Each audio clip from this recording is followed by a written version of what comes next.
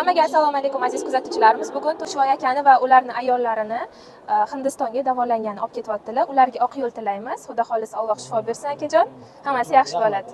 Assalomu alaykum. Men Vasim Ahmad. Hozir men Toshkentda, airportda. Hozir To'shvoy aka Qirg'izistonlik. Inshaalloh men bilan hozir Hindistonga ketyapti. Inshaalloh hammasi yaxshi bo'ladi. Sayfiris kompaniyasi orqali ketyapman. Toshkentdan uchyapmiz.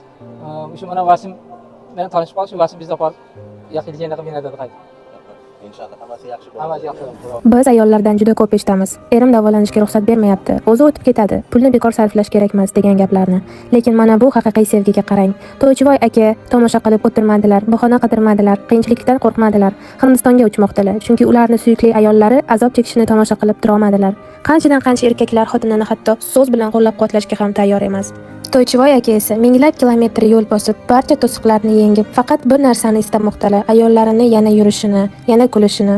Ularga kuch, ayollariga esa shifo tilaymiz. Duo qilib qo'ying. Alloh bu oilaga shifo va uzoq umr ato etsin.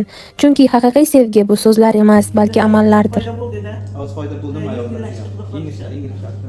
Siz rozimisiz bilan? Razman, rahmat. Rahmat. Omon bo'linglar.